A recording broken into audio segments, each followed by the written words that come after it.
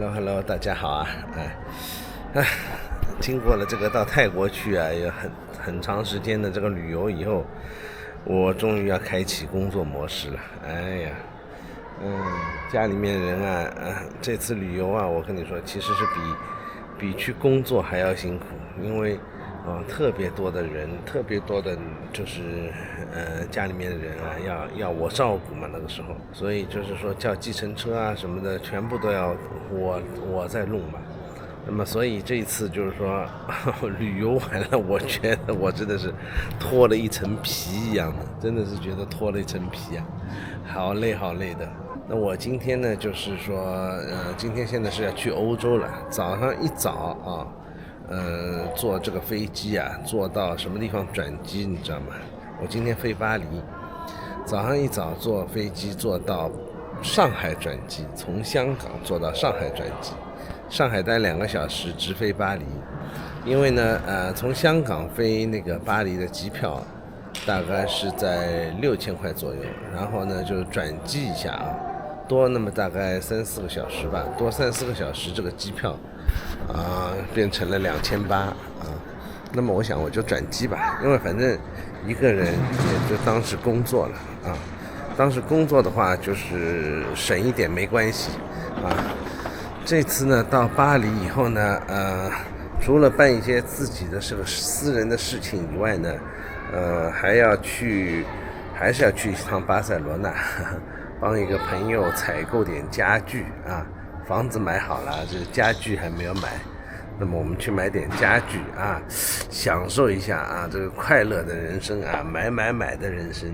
然后嘛，其实我自己还有一点点事情，那么然后就回来，前后我估计啊，大概2到3个礼拜左右吧。上海这个天气啊，我来到上海这天气真的不怎么样，在香港是穿短袖已经热得半死了。上海呢就相对来说冷很多了你看看这个机场，就好像阴沉沉的，看到没有这个天气呢就是现在属于这种阴雨天然后呢我来的这个地方呢是一个就是浦东的新机场我觉得是浦东的新机场。这一次让我非常惊讶的是在香港我又是坐的东航，我觉得没什么，东航我挺喜欢的我觉得并不是会像说一定会跌下来怎么样，但其实我挺喜欢东航的。东航就是竟然在就是广播那个就是那个上面广播不是登机的那个广播嘛，全部竟然都是上海话说的而且东航呢早上是没人的，没有几个人坐飞机的又很空，然后很快又很准时嘛，很早上7点半的飞机。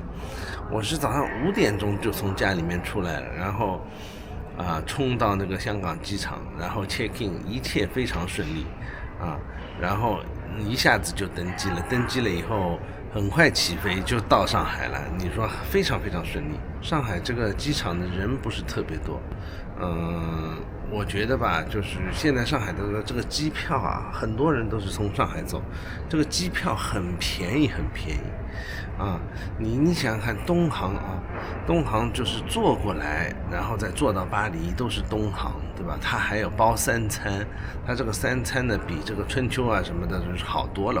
我感觉其实服务还可以你不能说它特别好，但是你比起亚航来什么的，东航的服务总比亚航好吧总比 AirAsia 好吧，对吧？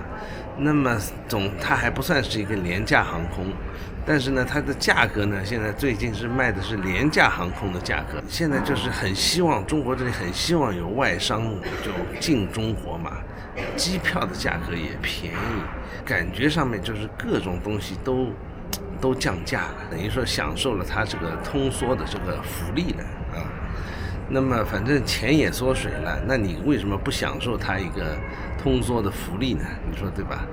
然后我看了这班飞机我等一会儿给你们看坐我这班巴黎的飞机人都是个个都像是倒在地板上一样的，就是那种就是7扭8歪的人我都不知道该怎么形容，外国人也好，中国人也好，就去巴黎的这帮人啊，全部都是七扭八歪的躺在那个椅子上，我等会儿拍给你们看啊，我现在就拍给你们看，所以我都觉得好笑啊，怎么有那么多人啊？就是说好像我是早上4点多起来的，都没有像他们七扭八歪的这个样子。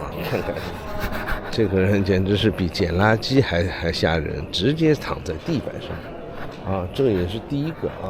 然后前面啊那一排座位啊，他们算是起来了，因为人多了嘛，坐不下了。前面那排座位全部都是七扭八歪，全躺在这个椅子上，就好像是昨天晚上就来这里等飞机一样。我感觉，哎呀，你看看，这人袜子脱了一半啊，就这样躺在这里了，你看看啊。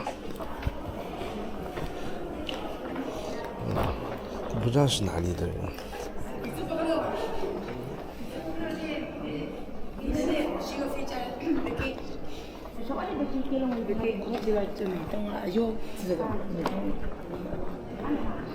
就好像是逃难一样的啊，真的是好像逃难一样的。这帮人啊，就是坐在这里啊，真的像是逃难一样的，我都看不懂了，对吧？现在这个。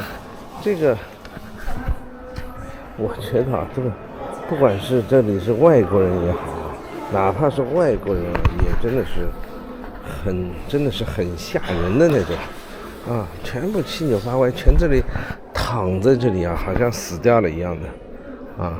这就是我坐的这班飞机里面的乘客啊，我就是 G135到巴黎的，就是这个大门啊，然后这帮人就像死尸一样的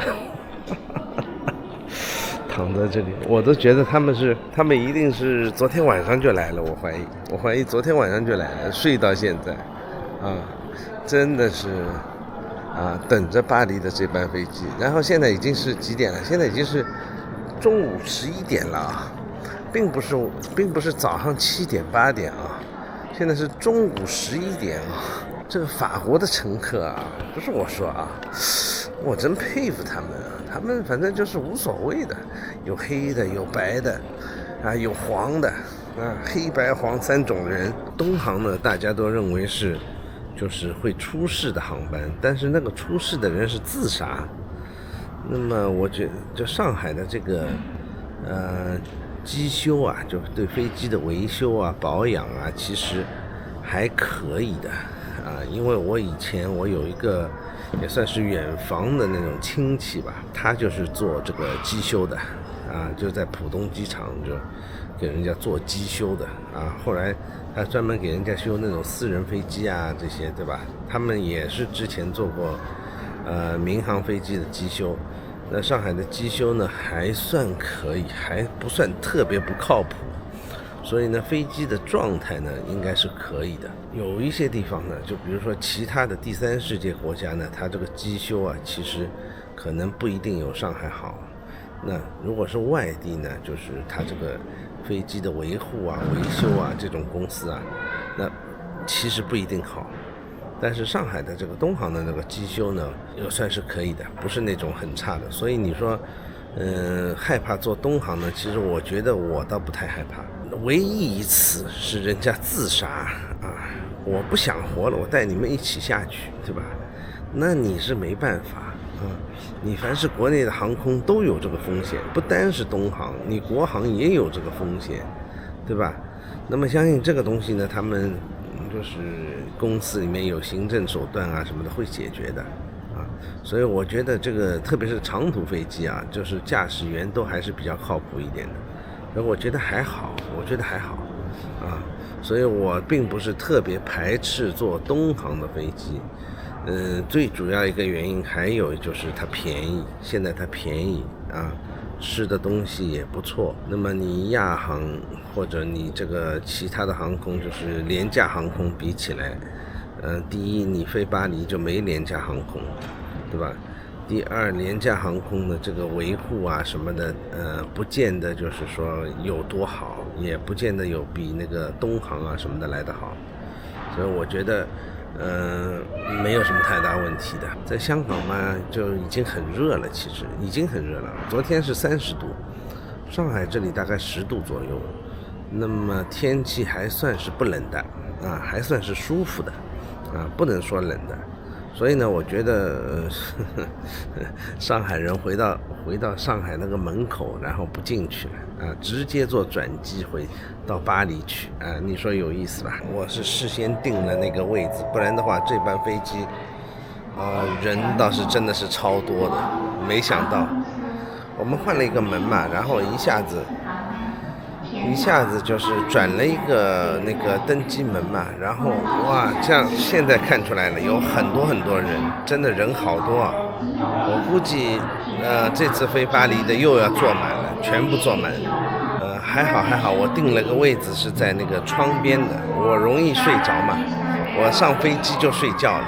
那这一次又去巴塞罗那呢，我做了准备了啊！你看我带了一个包。什么现金都不带啊，全部刷卡。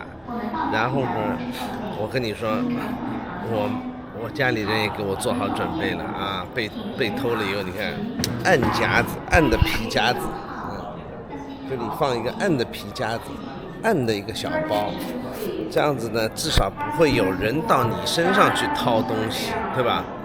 那么其他的东西其实还好，其他的我就一些相机嘛。主要就是这个小包装了一些相机，还有2个就是运动相机啊。那拍的时候呢，就可以拍得好一点。到巴塞罗那呢，我就不打算用大相机了。你现在看呢，我拍的呢也是一个小相机，就是Action 4啊，就是一个小的运动相机。因为这些地方啊，拿大相机出来，首先不太方便，还有呢就是说。再要塞进去，然后还要登机，还要 check in， 这实在太不方便了。我现在发现这个小的相机呢，其实是也是挺顶用的，就是说平时啊，就是讲话的时候拿这个小的相机其实是很好的啊。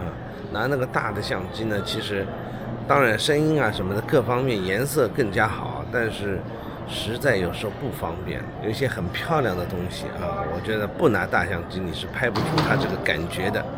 但是呢，就是平时我们讲话呢，我又不美，你说对吧？我又不美，我又不帅，那还要拿什么大相机拍它干嘛？我又不是做偶像剧，对吧？我又不是拍偶像剧，那么就算了，就小相机拍就算了，对吧？哎呀，真的是作孽。上一次我就是东西被偷了以后，我跟你说，我现在出去啊，我到欧洲，我现在都有阴影。我这些东西啊，都是现在就像是人家这个农民啊，从地上挖出来一个古董，对吧？这个古董就一直抱在身上，一直抱到那个古董市场，想去卖高价一样的，所有的东西都想抱在身上，真的是作孽。哎呀，所以这个东西都有阴影了。就你去欧洲啊，一定要非常的小心啊。你看任何一个人，我都觉得看得像他像是贼一样的，你知道吗？所以这个感觉其实是跟以前不同了。以前我们去巴黎啊什么的，对吧？人家都拿着什么名牌包包啊什么的，对吧？现在不同了，现在都像捡垃圾一样的，我觉得啊，都是去乞讨一样的。你看，就整一个机场啊，就是去巴黎的这趟航班啊。这个法国人会干这个事情，就往地上一睡，就睡着了，对吧？往沙发上这么一横躺，你在巴黎你也看得到，全部都是这种。那不是说他有钱没钱，就是跟他的这个习惯使然，就是让人家觉得，哎呦，就是到处都是东倒西歪的。法国人比较浪漫嘛，这点没错啊，就是他们不太拘泥小节。但是如果你是去伦敦的那个飞机啊，那个是不一样的，我也坐过的。就是说你找不到一个人是横躺，就是7扭8歪的躺在那个地板上的，找不太到的啊。不是说没有，可能就是会有那么1、2个，对吧？但是大部分的人都是就是比较正襟危坐的啊。